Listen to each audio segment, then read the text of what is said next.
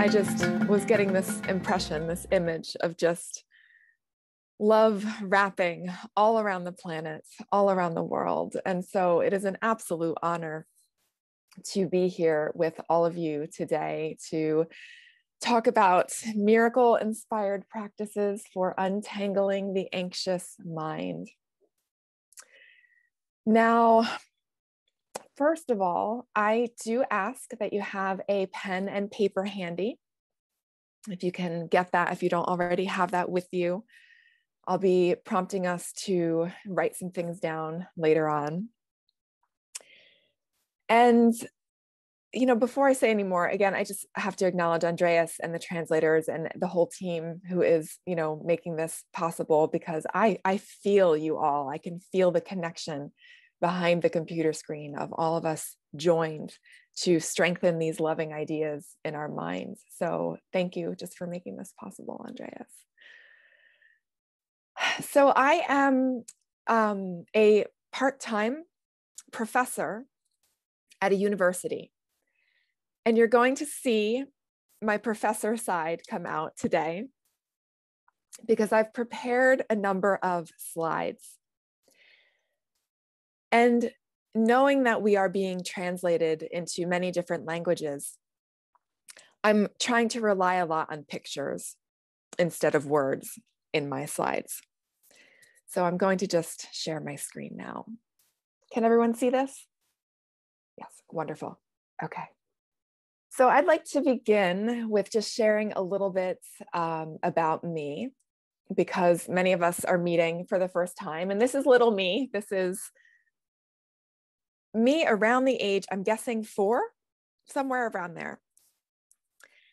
And at this time, I had already had a psychiatric diagnosis of separation anxiety disorder. My mother could not leave me in a room, even in our own house, without me screaming my head off. I had very, very high anxiety, so much so that I wanted to be a ballerina so badly. I wanted to dance, but I couldn't bear the thought of being far away from my mom. So I couldn't do these dance classes because I needed her right there, and it just wasn't possible to do that. So my history with anxiety has been lifelong. I was young when I started struggling with intense fear, intense anxiety, and you'll hear me talk a lot about separation anxiety today. As a child, I also grew into a lot of phobias. And when I entered university, around the age of 18, 19 years old, I started struggling with severe panic attacks. They were brought on because a student who was older than me, who I didn't know, died very suddenly of an illness on campus. The student was fine the night before and passed the next morning. And I remember feeling a rush of fear come through my body.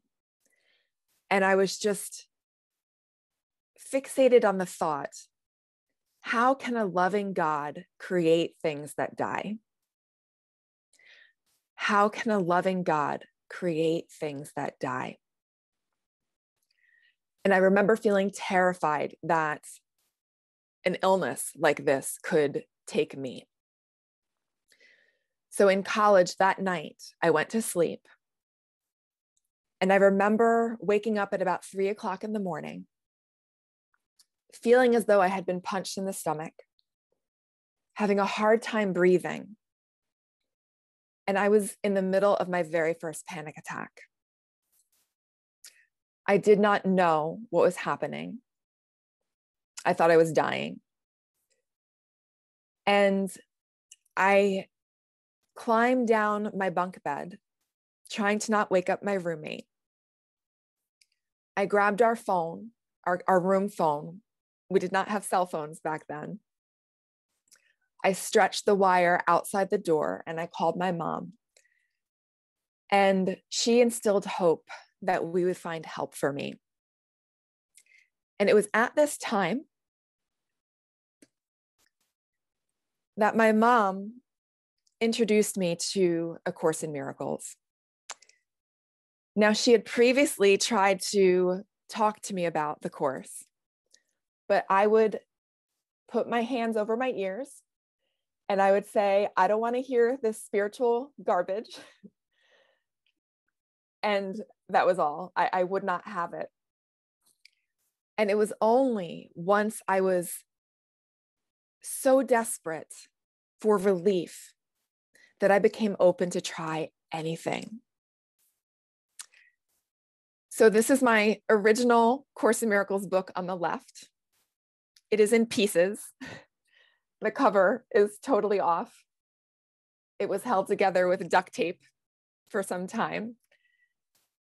And you can see here on the right, the date was January 19th, 1997.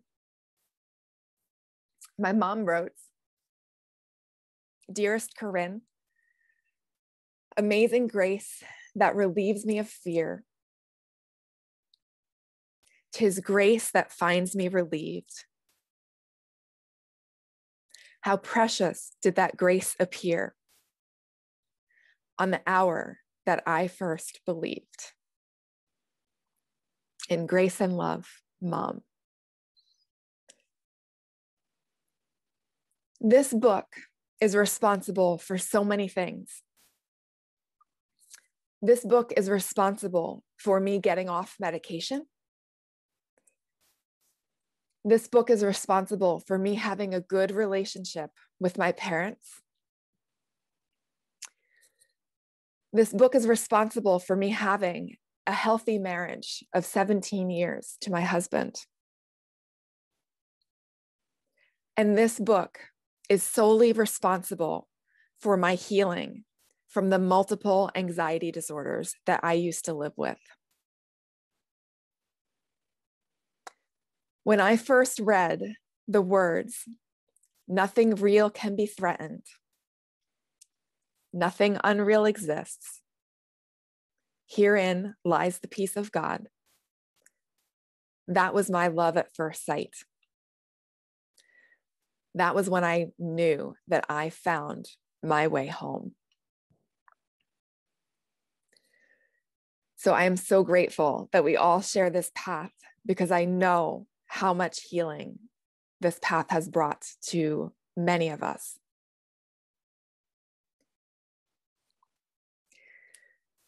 Now I want to pause and talk a bit about the experience of anxiety. Anxiety exists on a continuum. On the left side, we have low anxiety. We might not even think of our experience as anxiety. This is perhaps experienced as a feeling of just restlessness, a need to stay busy, maybe a subtle unease, or perhaps just an undercurrent of a lack of peace. And then we have high anxiety on the right side of the continuum. These are where the anxiety disorders fall. Panic attacks, extreme fear, and uncontrollable worry. This is where I lived a lot of my life. And I'm wondering if you could just take a moment, maybe even write this arrow on a piece of paper and just make a tick mark as to where you feel you fall on this anxiety continuum. Because we all experience a sense of anxiety, at least from time to time. Psychologists distinguish between the terms fear and anxiety. Psychologists say that fear is a response to something real, and that anxiety is a response to something unreal and imagined. But we know as course students, it's all unreal. So I'm using the term anxiety and fear interchangeably because they come from the same place, as we know.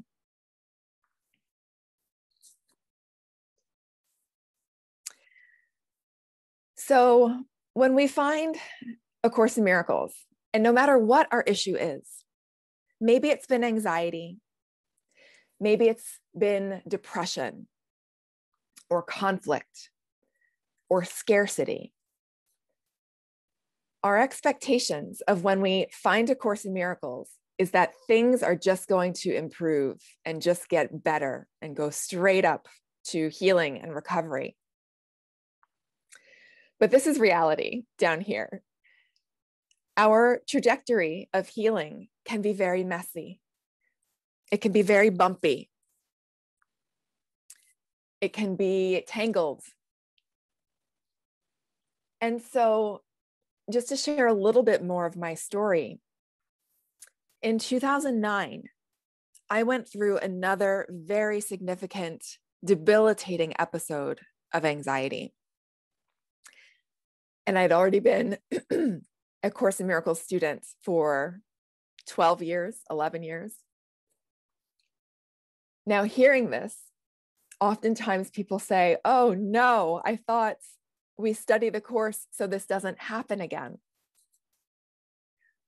But what comes up always is coming up because there's something that needs to be seen. There's something that needs to be uncovered. Trials are but lessons we failed to learn, presented once more. So this 2009 episode of anxiety actually felt worse than the first time I had panic attacks. And I knew enough, having had 12 years of studying the Course, I knew enough that I really needed to pay attention. Some kind of lesson was coming through. And what I learned at this time was that I had been using A Course in Miracles as a Band-Aid. I had been turning to the Course, reading something to feel better, doing my lessons, talking to the Holy Spirit, but I was still running away from the experience of anxiety. I was still trying to push away feelings of fear. I did not want to feel them. I did not want to look at them. I just wanted to feel better. And so what I realized, and this came through because I started having episodes of very intense early morning anxiety. I don't know if anybody can relate, but it's the feeling when you wake up and you're just in a ball of tension and stress. And for me, anxiousness. Even if I would go to bed calm, I would wake up this way. And what I realized was that, and we're going to be talking about this a lot, I needed to turn towards the anxiety and look at it with the Holy Spirit. Looking at anything can be scary. But when we realize we have the Holy Spirit with us, who's looking with us at whatever difficulty is arising, the Holy Spirit sees straight past the error to the truth beyond. So when I started turning toward the feelings of anxiety in the morning and imagining the Holy Spirit with me, looking at the anxiety with me, oftentimes what would happen, just as when the sun comes out and burns away the morning fog, it was as if the Holy Spirit's light would shine away that anxiety. And I would feel my body relax, my mind quiet, and then I would choose to get out of bed. Whereas previously, I would just run out of bed trying to shake off that feeling of anxiousness. So we will be talking more about looking with the Holy Spirit as we move forward, looking at our difficulties with the Holy Spirit. I am honored to have my book, From Anxiety to Love, which was published about 3 years ago, so far has been translated into Swedish, Mandarin, and Dutch. I am hoping that a Spanish translation will be happening soon. I'm not sure. It's up to a Spanish publisher, so I'm keeping my fingers crossed. But my book details all of the lessons from A Course in Miracles, all of the insights that I've gained, many stories of healing. It brings all of this together in this work. And so it's been such an honor to be able to help others across the world who have been like me, who have struggled with these feelings. And it's won some book awards, which has been a beautiful honor.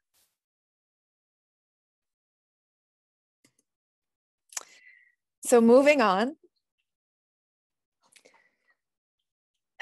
there's some research that says that we have about 60,000 thoughts per day. And 90% of these thoughts are repetitive. They're about the same thing.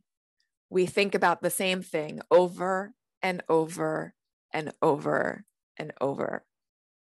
I'm wondering if this sounds familiar to anyone. Why is this? Why would we have our minds filled with the same thoughts over and over again? From the perspective of A Course in Miracles, our surface level thoughts, our anxious feelings, our fearful thoughts serve a very distinct purpose. Our worry thoughts, represented by these pictures, the sad face, the clock running out of time, the piggy bank for money, all of our fear thoughts, our worry thoughts, are purposefully used by the ego to keep love out of our awareness. These thoughts, these repetitive thoughts, our surface thoughts, are like a barrier that the ego has concocted to keep our remembrance of God out of our minds. And these thoughts can be so powerful and have such a charge that the ego hopes we will not look deeper, that we will just stay believing our surface level thoughts and not go any deeper.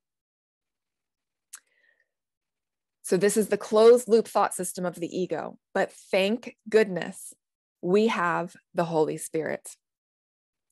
Because if we don't call on the Holy Spirit, we stay in this closed loop. When we call on the Holy Spirit is our bridge.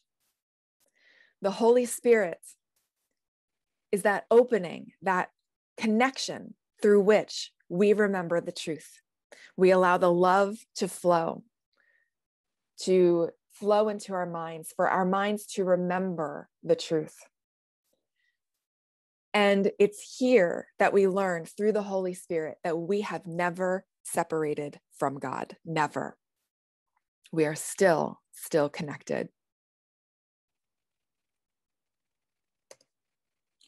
So another way of saying this is that the purpose of fear is to keep love out of our awareness. Every pang of fear is to keep love out. This diagram I drew, but it's based on a diagram that Robert Perry drew. And in this diagram, the circle represents our mind. And this is our point of attention, this dot.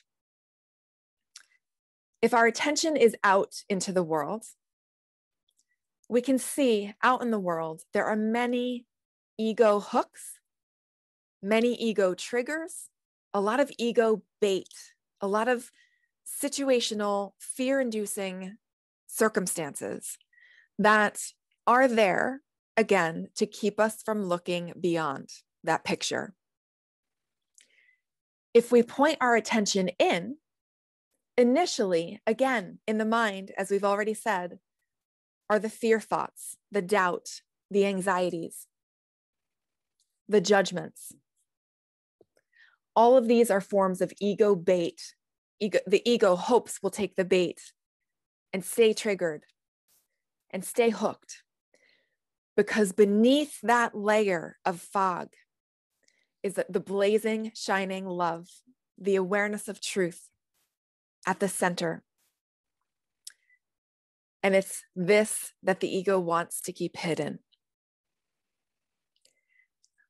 I do have to say that we are called to be active miracle workers in the world. We are called to allow the loving impulses that want to come through us. We're called to extend those into the world. So we might be called to go into certain situations in the world to bring healing. So this doesn't mean that we shut out the world, but that we listen to guidance and do as directed. And it might mean getting involved in the world in order to bring healing and light and love. When we're connected with this love within, anxiety has no place to take hold. But if we are disconnected from the center, from the love within, that's where we experience anxiety. So it's a very important point to make that all anxiety is a form of separation anxiety from God. I've always wondered if, as a small child, I feel like I was born anxious. The anxiety showed up more so because of some very early childhood traumas. But I've often wondered if I was very tuned in to feeling that separation from God. So we all have this. And healing this sense of separation is what A Course in Miracles is all about, obviously.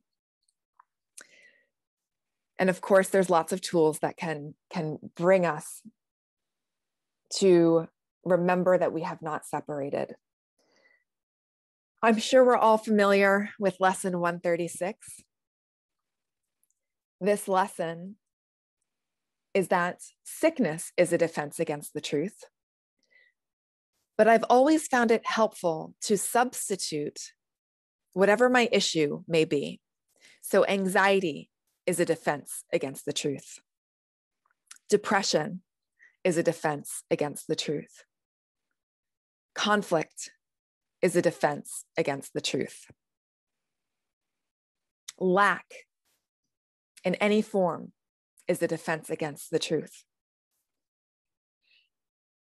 And saying this lesson this way is not to increase guilt. It's not to increase guilt.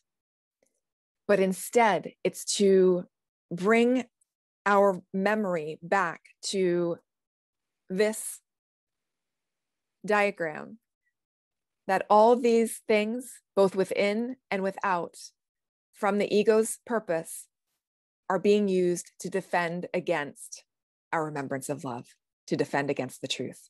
So this has always been a very helpful reminder to me. This work, as I'm sure we all know, is about a fundamental shift in our identity.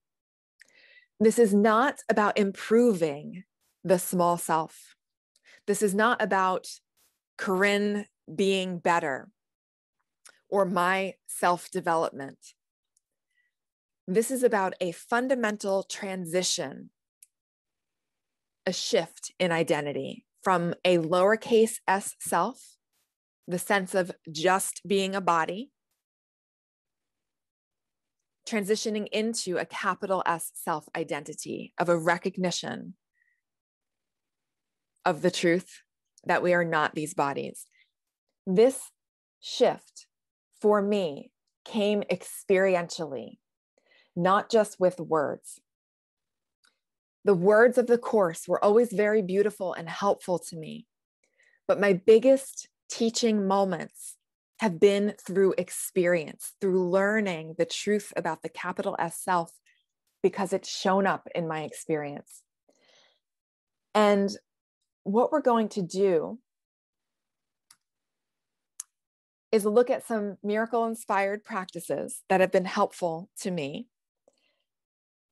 for seasoned course students and maybe new course students. Many of these will sound familiar. We can apply these practices to anything. I am specifically talking about anxiety, but substitute whatever the issue is in anxiety's place, and all of these practices will apply. And what I'm going to do is share some of these tools. And then I'd like to share a story from my own experience to tie all of the practices together, to sort of see this in action. So this is where I ask that you have your paper and your pen ready.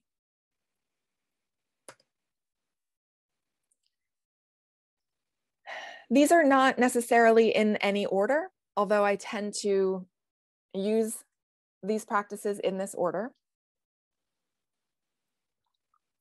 This first practice is to identify everything that you are afraid of, to write it down. This can be every fear from something little that you're concerned about that might happen today, to bigger fears about health, family, money, the world. And the Course has many teachings that say, be not afraid to look. So getting out all of our fears and writing it down on paper can be extremely helpful in this process of looking with the Holy Spirit at what is hiding out in our minds. So I'm going to ask right now that you do this.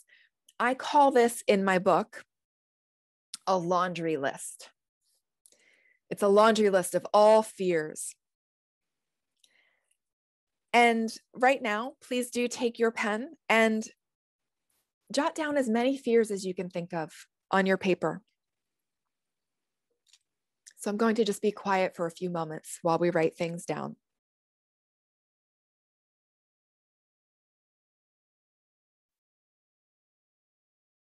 Everything and anything that you are afraid of.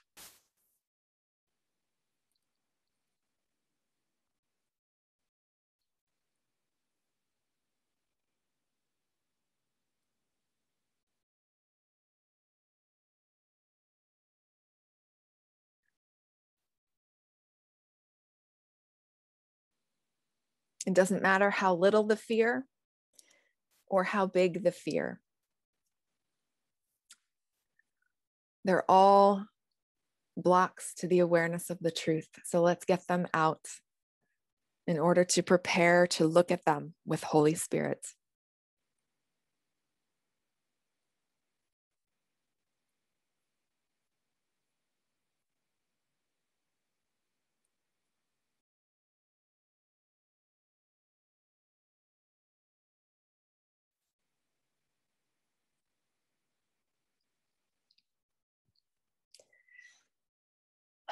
And as you're doing this, just breathing, taking some deep breaths.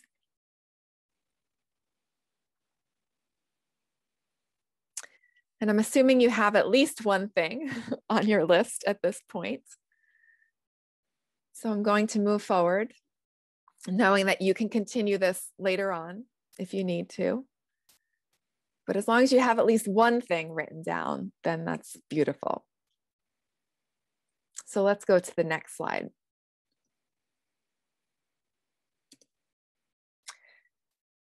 So now we're going to take radical responsibility I'm sorry for the sort of gruesome skull, but as we know, A Course in Miracles teaches us that we made the world. We dreamt up time. We dreamt up death. Every fear in the mind has been created by the ego, not by God. So the Course teaches us that all of this, the entire world, death itself, is a belief, and it's coming from our sleeping, split mind. We have not left the truth. We have not left God. But the part of the mind that's sleeping and dreaming this dream, it's all coming from that part of our sleeping mind. So it is part of my practice to take radical responsibility that everything that's showing up in my experience is somehow coming from the sleeping, split mind. I don't know how. I don't know quite how it works experientially, but somehow this is true. So regardless of the circumstance, regardless of who we might think is guilty for putting us in a certain position, can we still experiment with taking radical responsibility for all of it and say, somehow this is coming from my sleeping mind? And so I ask us to just look at your list right now and say to yourself, I take responsibility that somehow these fears, these situations are coming from my sleeping, split mind. I take responsibility.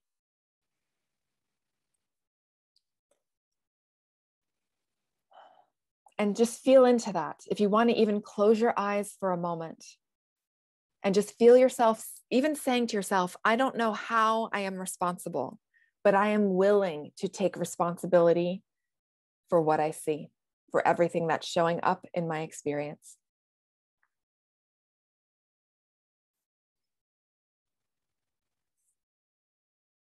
So after we've taken radical responsibility, this is a prettier picture. This is about being willing to release everything to the Holy Spirit. Now, these next two slides are similar. This one and the next one, they're similar, but they're also different. In this step, I'm going to just do a quick overview of both slides and then come back to this one.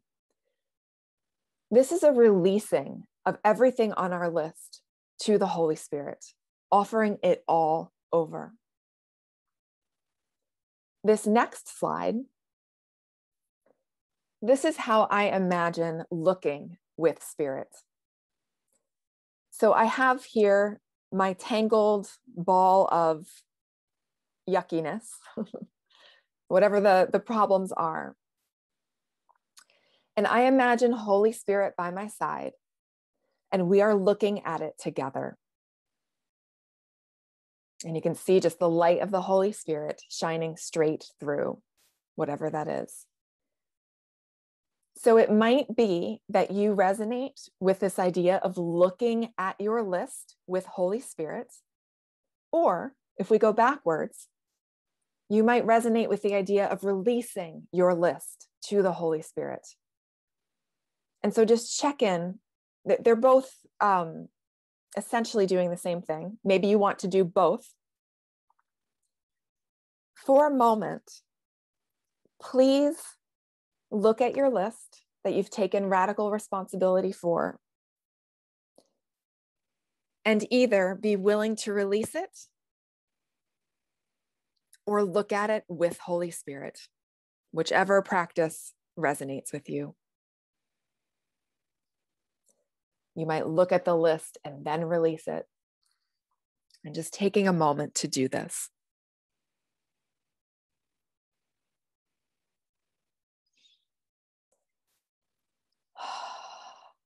When you feel like you've released, when you've looked at this list with the Holy Spirit, just taking a deep breath.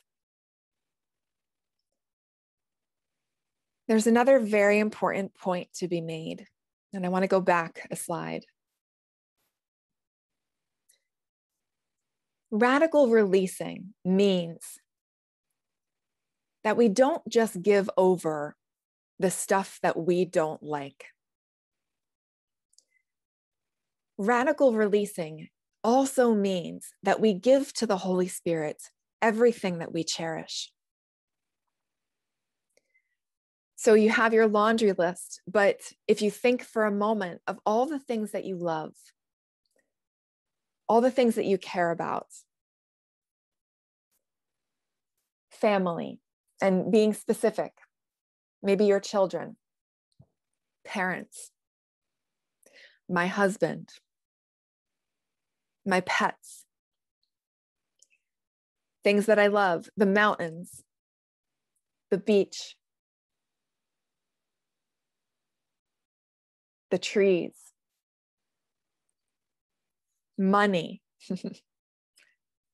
Everything that we love needs to be handed over to the Holy Spirit as well.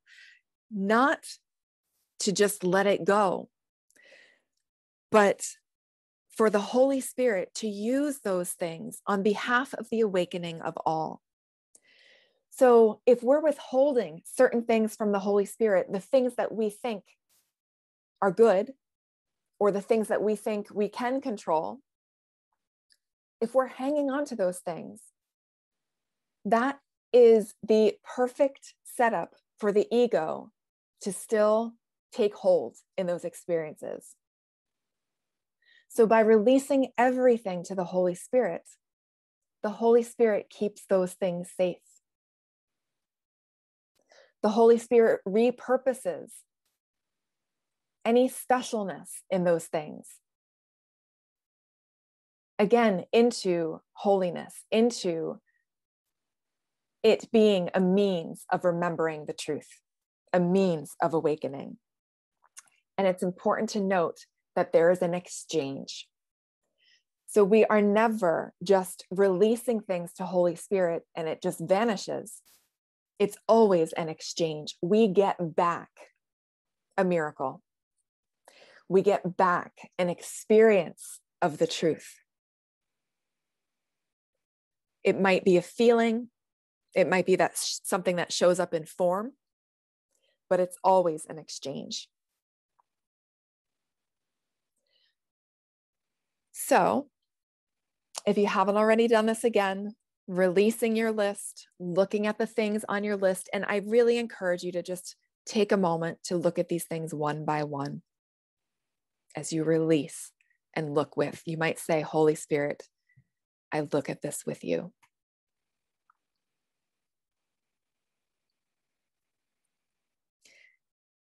Now, I'd like to just pause for a moment. I'm doing a little bit of a digression, but this is a very important point. This diagram is from a program that I'm involved in called the Love Lens.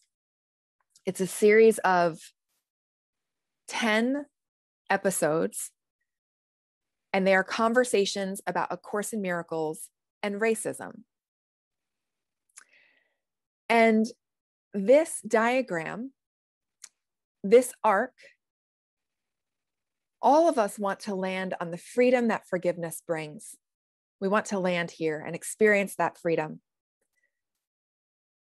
But oftentimes we overemphasize certain teachings of the Course while ignoring other teachings of the Course that prompt us to look, as we've been doing, as we just did with our lists. So we immediately might jump to teachings when we're experiencing something difficult or having a hard conversation, like for instance, about racism, or whatever the difficulty is that you maybe wrote on your list. We might immediately want to go to these teachings of, there are no bodies, There are no victims. There is no world. God didn't create whatever the difficulty is, so it's not real. What I thought happened didn't.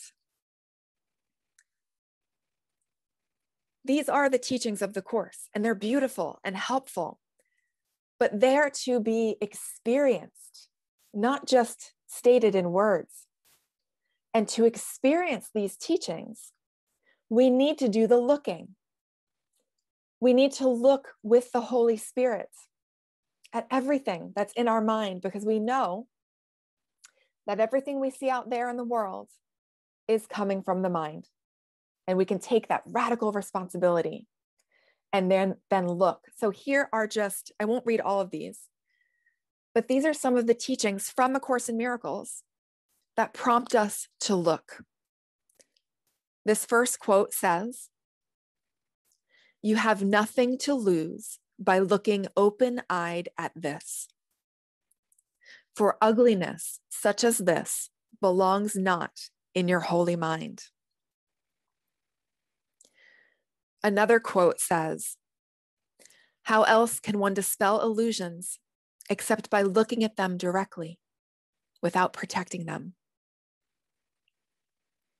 And I'll just read one more. "Do not leave any spot of pain hidden from his light, and search your mind carefully for any thoughts you may fear to uncover." So as we look, this brings about a recognition of the truth of these other teachings. And we land on that freedom that forgiveness brings, but we can't leave out the looking. So I just had to make that very important point about the importance of looking and acknowledging what is in the mind. So the next tool or practice or step is asking the Holy Spirit to see witnesses for love. This is the exchange. We give over to the Holy Spirit and we ask to experience the love instead, to see that witness for love, that witness for kindness. This is how the Holy Spirit repurposes what we see.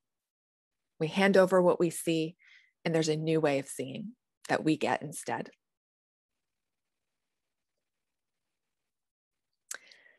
So I promised that I would share a story to tie together the practices that we just explored.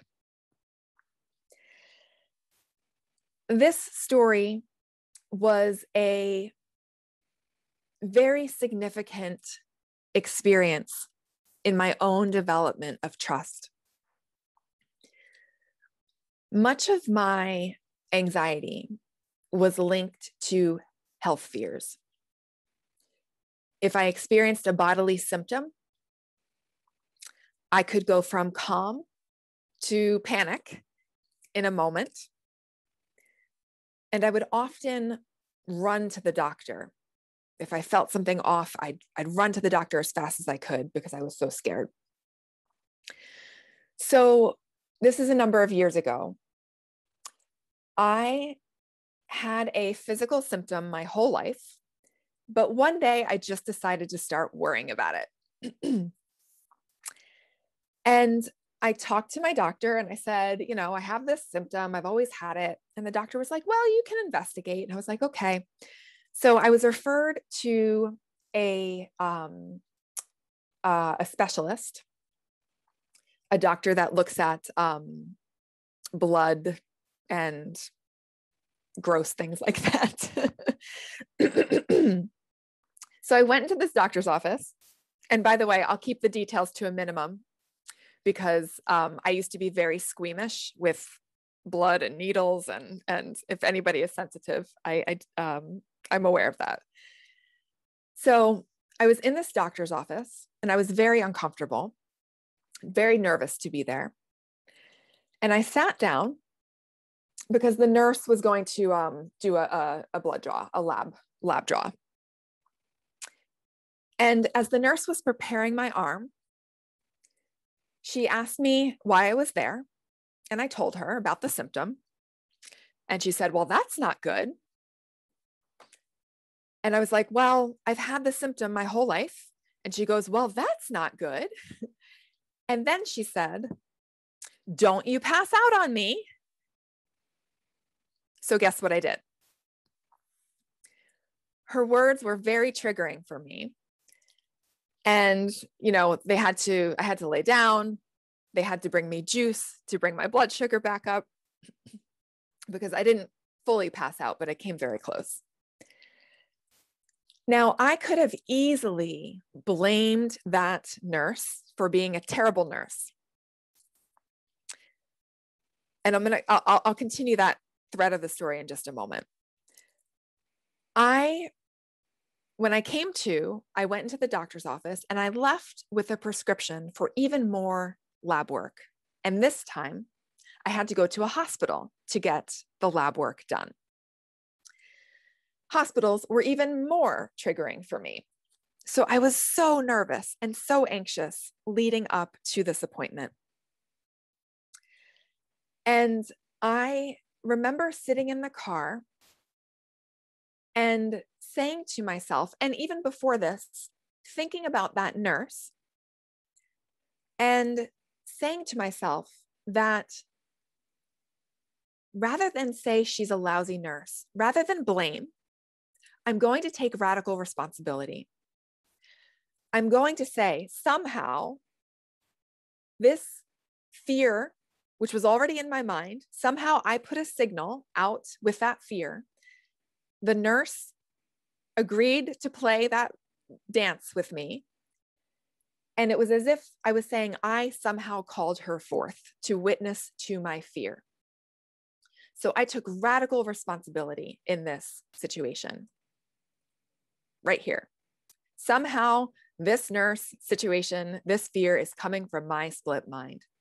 And I was not afraid to look at all of my fears that were coming up. So these are all the steps sort of happening at the same time. This nurse, I'm taking radical responsibility. She's coming, the situation's coming from my split mind. Holy Spirit, I'm willing to give you everything. I'm willing to look at this. And what I kept saying was that I want to see and call forth witnesses for love. I want to call forth witnesses for love instead of fear. And I kept saying this leading up to this appointment. I kept saying this as I was sitting in the car, shaking because I was so terrified to go get this more extensive blood work done. So I went into the outpatient clinic at this hospital, very nervous. And I immediately met eyes with the woman working behind the desk. And she was the mom of one of my college roommates. And I immediately relaxed, and it was so nice to see her. And I had forgotten that she worked there and that she was a nurse. Initially, I just thought she was maybe the receptionist. So she, without my asking, walked me into the back. She did the lab draw while we chatted the whole time about my friend, her daughter, and her grandkids, my daughter's children. I'm sorry, my friend's children. And that wasn't even the most miraculous piece about this story. What stopped me in my tracks, everything went smoothly. I did not pass out. It was totally fine. And as I was leaving, it was a Monday. She said, Corinne, it was amazing that you came in today because she said, I never, ever work on Mondays, but I got called in 30 minutes before you showed up. That to me was a witness for love. That to me was the effect of my having taken radical responsibility for everything that is coming from my mind and being wholly willing and open to call forth witnesses for love instead of fear. This brought me, if you remember that circle diagram, this brought me into that quiet, still, loving center. And it showed me that we do not walk alone. We have not separated from God. And in that knowing, anxiety has to fall away.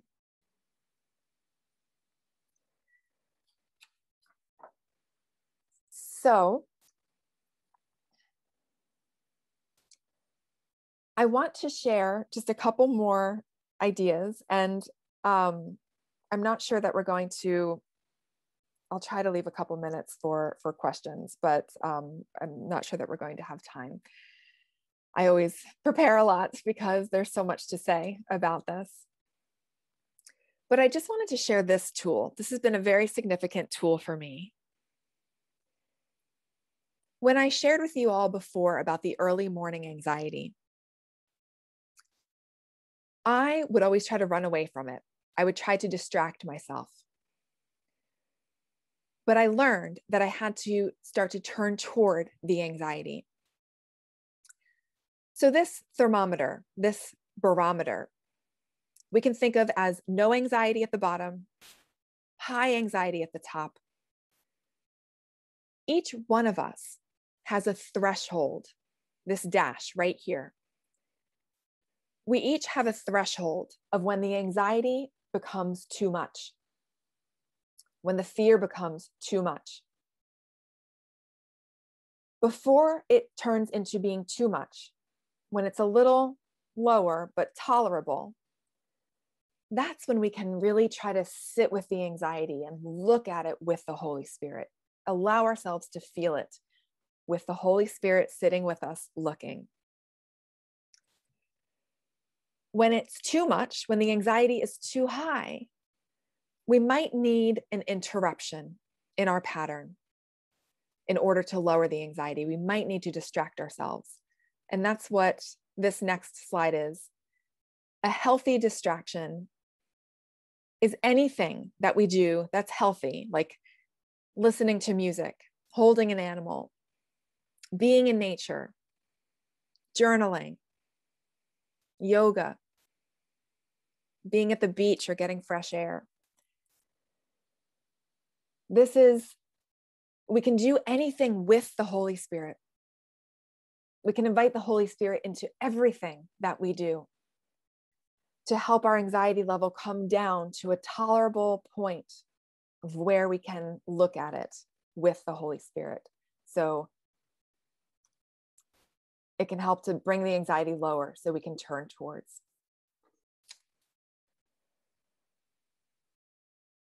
These are just some suggestions of other ways that we might lower our anxiety and feel grounded. Repeating our favorite Course in Miracles lessons, breathing in and out slowly, naming non-distressing things that we can see, feel, and hear, sensing our feet on the floor, even wrapping ourselves in a blanket and imagine being held by Jesus, by the Holy Spirit. I also have, so my book has lots of meditations in it. And I'm just going to describe this because we don't have time to actually do it. But I call this the rock meditation. And the rock meditation is about looking into the eyes of an image or another person where we can imagine that that person is seeing us with the eyes of perfect love. So just look at this baby. This baby sees your light. It sees your radiance and your truth.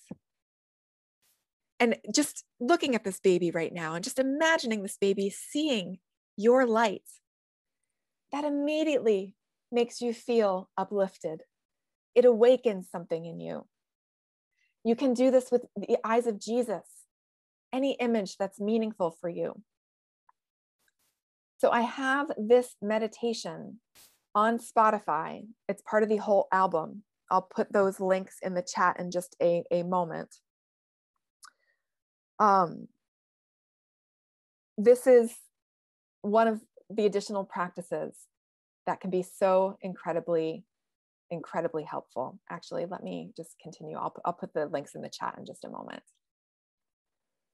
Remember that healing is not about resisting anxiety. It's about remembering love. And just to recap,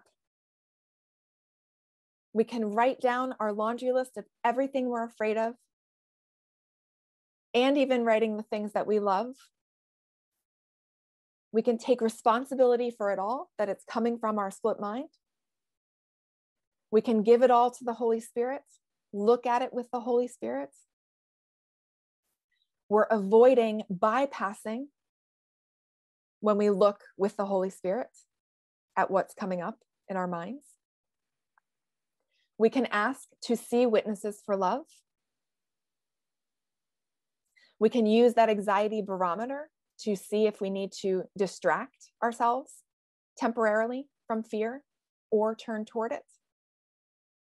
And then, of course, there's the rock meditation from anxiety to love, from anxiety to love. So I do hope that we can connect. This is my website, FromAnxietyToLove.com. I do have podcasts, a free crash course, a lot of resources.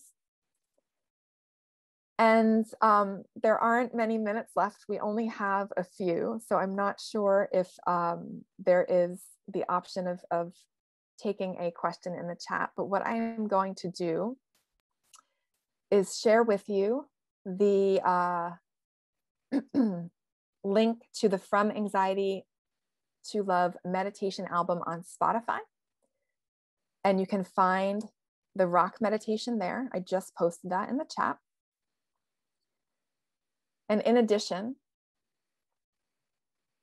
there are 3 meditations from the album that you could actually download too. And I put that link in the chat too. It's from anxietytolove.com/meditations. This has been such a beautiful journey, and I am so incredibly grateful to share this path with so many mighty companions. Each miracle that we accept into our minds shortens time. It releases suffering. As the Course says, that a bird with broken wings begins to sing, and a stream long dry begins to flow again. So the work that you all do, it matters. And I thank you so much for being on this journey. Thank you, everyone.